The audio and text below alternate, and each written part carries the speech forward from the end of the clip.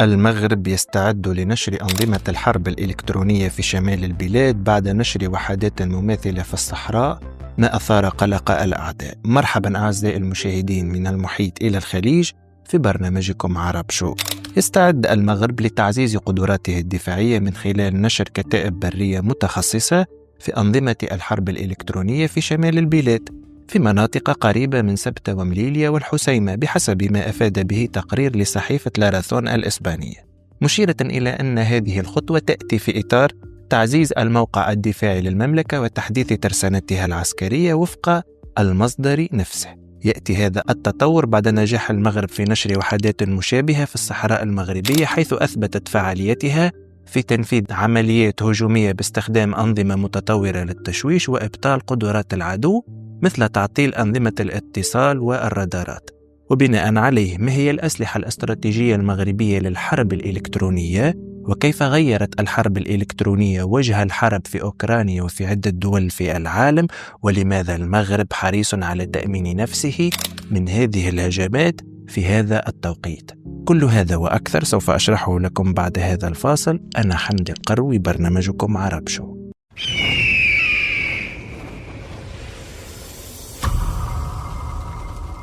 أود أن ألفت انتباهكم أعزائي المشاهدين إلى الضغط على زر الإعجاب حتى أعرف عددكم. ونعود لموضوع حلقتنا، فبحسب ما أفاد به تقرير لصحيفة لارثون الإسبانية، فالمغرب يستعد لتعزيز قدراته الدفاعية من خلال نشر كتائب برية متخصصة في أنظمة الحرب الإلكترونية في شمال البلاد، حيث تتميز هذه الوحدات العسكرية بامتلاكها لتكنولوجيا حديثة مصممة خصيصا لعمليات الحرب الإلكترونية، مما يمنح القوات المسلحة المغربية ميزة كبيرة في تعطيل القدرات التشغيلية لأي خصم محتمل حسب الصحيفة الإسبانية.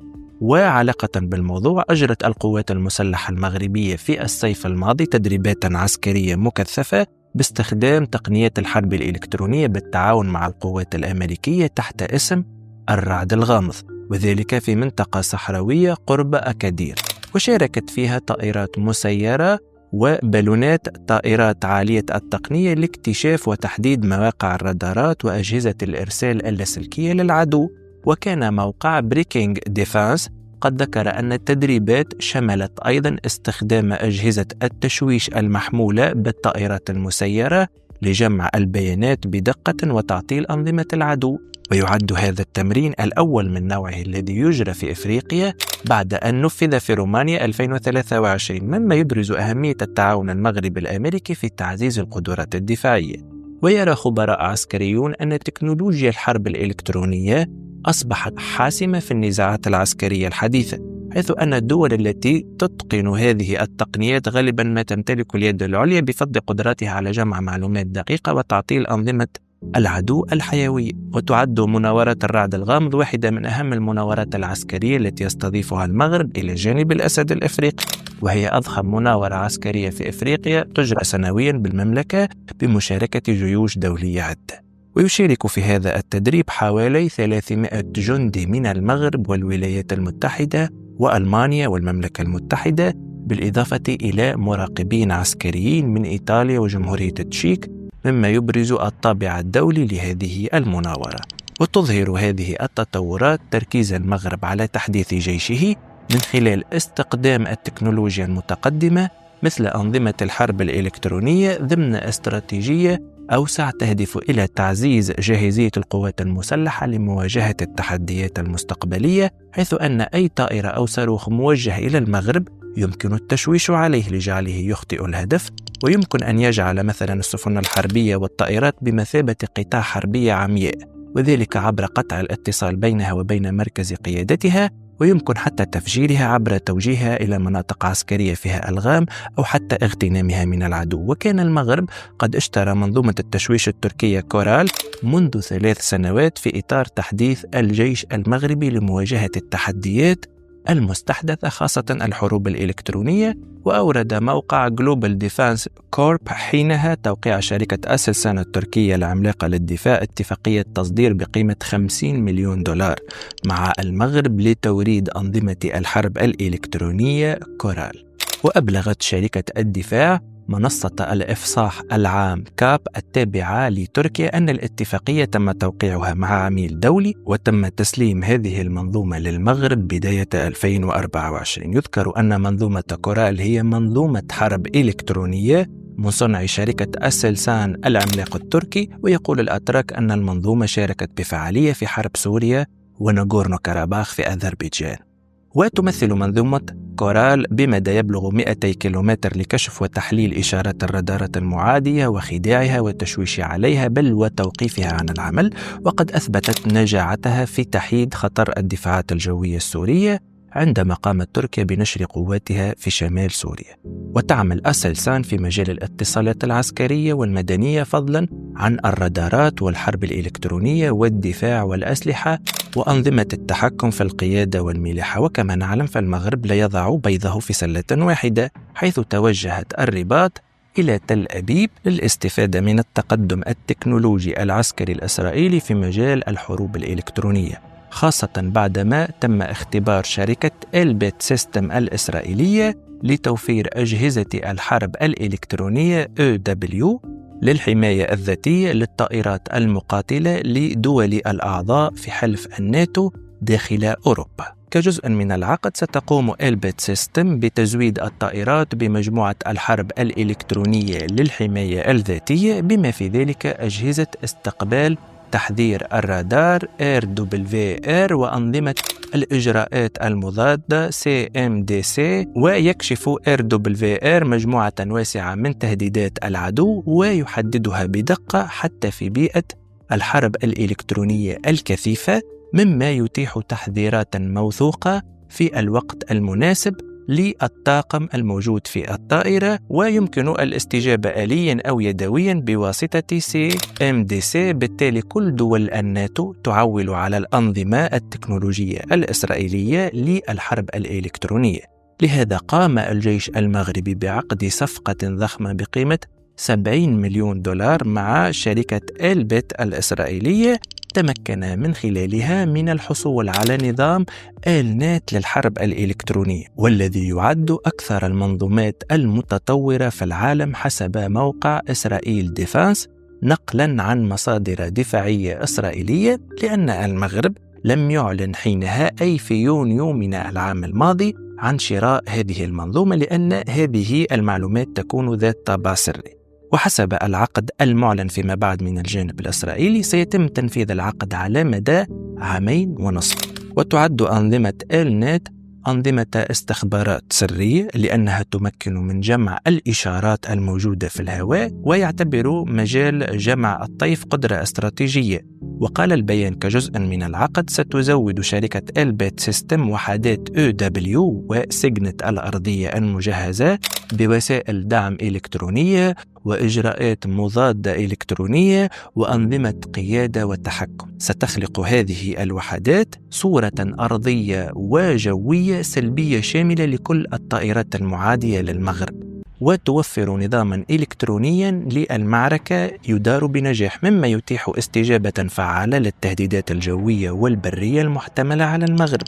وهذا النظام هو ما رشحه أغلب الخبراء في تأمين المغرب لمنطقته الشمالية، وهذا النظام مخصص لجمع إشارات الراديو ومهام سيجنت لتحديد الترددات المنبعثة من رادارات أنظمة الدفاع الجوي للعدو، وبهذا يمكن لهذا النظام جمع تلك الإشارات المختلفة سواء الراديو أو الإشارات الكهرومغناطيسية من أجل معرفة مكان العدو، كما أنه يستخدم في عمليات قمع دفاعات العدو الجوية CED عبر البحث عن أنظمة الدفاع الجوي المشتغلة عبر إشارة الرادار وتمركزات العدو أي محطات قيادة مثلا عبر إشارات الراديو. ويمكن لهذه المعلومات مشاركتها مع درونات من طراز بيرقدار 2B2 المغربية وهاروب دون الحاجة إلى رصد مباشر من أنظمة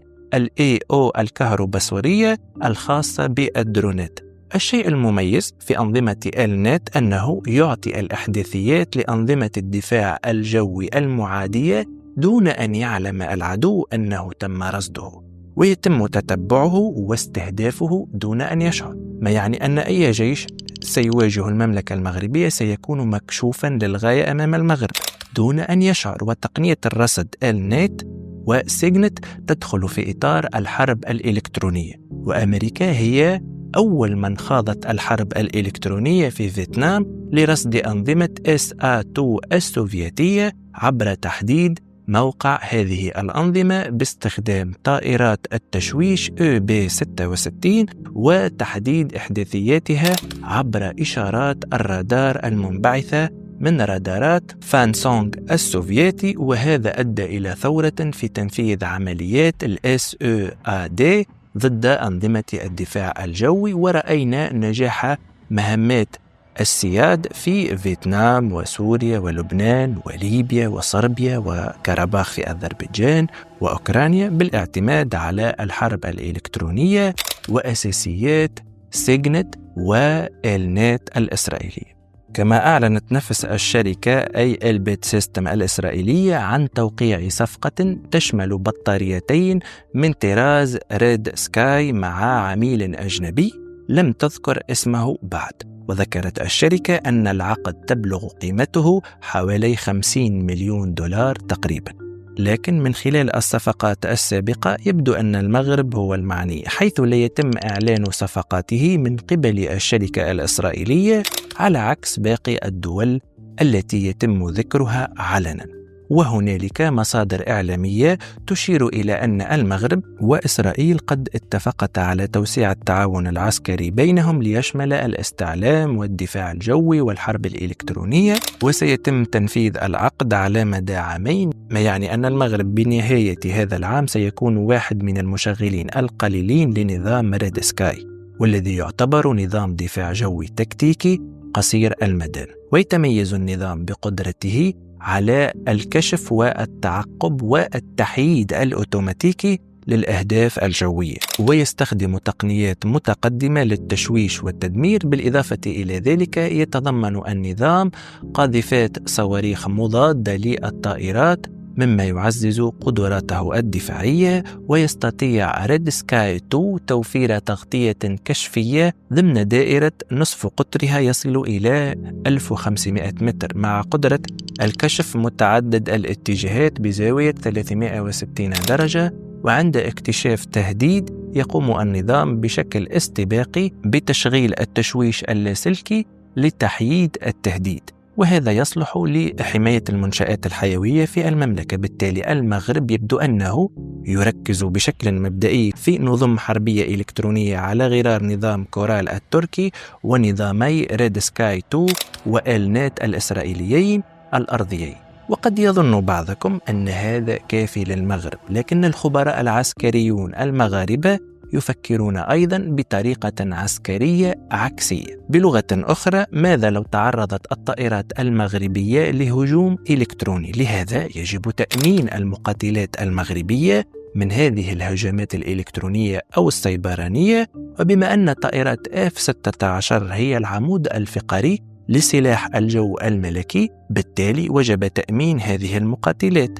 وفي هذا السياق أكدت شركة L3Harris Technology الأمريكية المتخصصة في حلول التكنولوجيا للأمن والدفاع في بيان صحفي أنها أجرت أول تجربة طيران لنظام التشويش الجوي والحرب الإلكترونية الجديد فايبر شيلد المصمم لطائرات F-16، والذي سيتم دمجه في أسطول طائرات F-16 بلوك 72 أو 70 التابع لسلاح الجو الملكي المغربي. وتمت التجربة على متن طائرات F-16 بلوك 70 بقيادة أفراد من وحدات 412 تيست وينج في قاعدة إدواردز الجوية بكاليفورنيا بالولايات المتحدة، وهدفت إلى تقليل المخاطر المتعلقة بتوافق النظام الحاسوبي للمهمات مع الأنظمة الفرعية للطائرات والتفاعل مع رادار التوجيه الناري النشط. وفقا لتصريح الشركة الأمريكية، يوفر هذا النظام قدرات متقدمة للحرب الإلكترونية لأساطيل طائرات F-16. وتعرف شركة L3Harris Technology بأن نظامها فايبر شيلد نظام يخفض المخاطر المحيطة بالطائرة وذو تكلفة معتدلة، قادر على مواجهة التهديدات الرادارية الحديثة من خلال الكشف الفوري والاستجابة بتشويش متطور مما يعطل سلسلة تنفيذ الهجوم للعدو. ويوفر النظام الجديد بحسب الشركة المصنعة درعاً إلكترونياً افتراضياً حول الطائرة، مما يمكن الطيارين من تنفيذ مهام بأمان والتعامل مع سيناريوهات أكثر تعقيداً في ميدان المعركة. وفي يوليو الماضي سمحت وزارة الدفاع الأمريكية لشركة لوكيد مارتن الأمريكية المصنعة لطائرات F-16 ببدء إنتاج نظام الحرب الإلكترونية فايبر شيلد ودمجه في طائرات F-16 بلوك 7270 التابع للمملكة المغربية.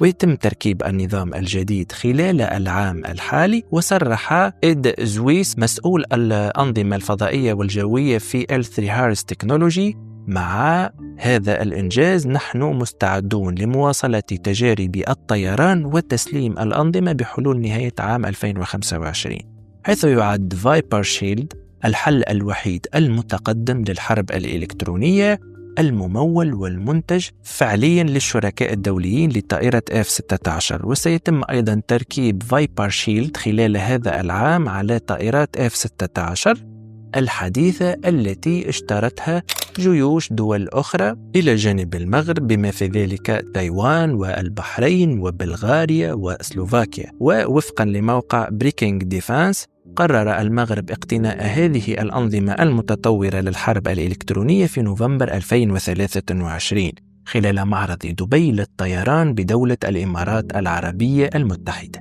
لأن المغرب أدرك حينها أهمية الحرب الإلكترونية خاصة في حرب الأوكرانية في تلك السنة. ففي 26 سبتمبر 2023 وقعت حادثة مأساوية في روسيا عندما تمكن الجيش الروسي من اختطاف طائرة بدون طيار أوكرانية باستخدام الحرب الإلكترونية، والروس متقدمون في هذه التكنولوجيا. هذه الطائرة كانت تقوم بمهام تجسسية فوق الأراضي الروسية وتحمل على متنها كاميرات وأجهزة استشعار.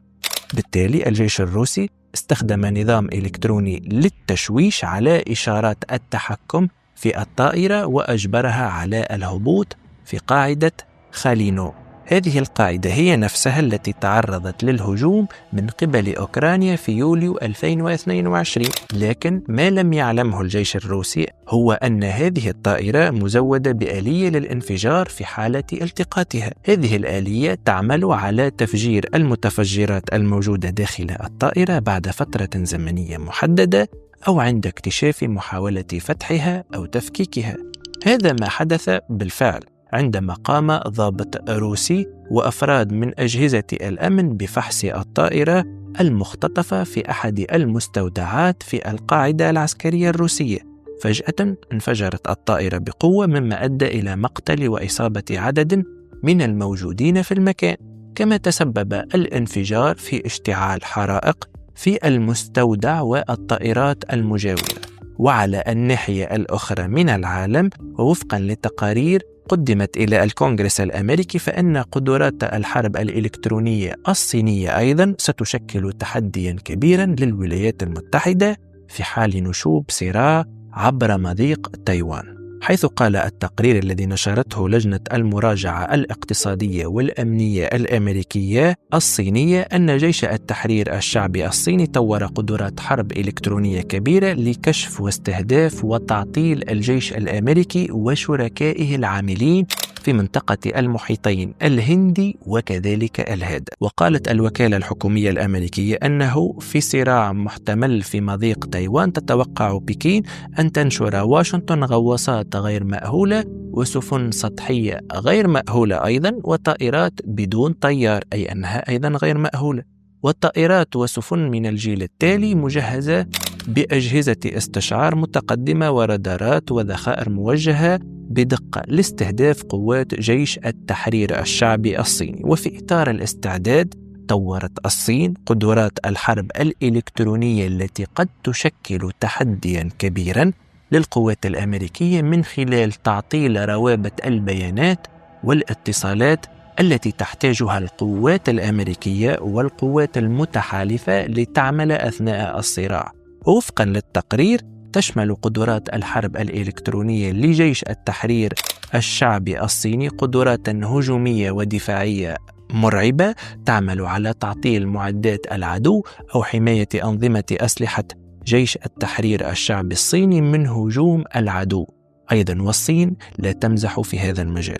وقال التقرير أن الجيش الصيني درس أيضا كيفية استخدام الحرب الإلكترونية كاستراتيجية خداع، وهنا نكتشف أنه يوجد استراتيجيات بدأت تتبلور من خلال إخفاء الإشارات الحقيقية وحقن معلومات كاذبة لتضليل الخصوم. وكذلك هذا العام أعلنت الصين إعادة هيكلة جيشها لتركز على الحرب المؤتمة، وهي جهود تحديث تركز على قدرات الحرب الإلكترونية والسيبرانية والنفسية.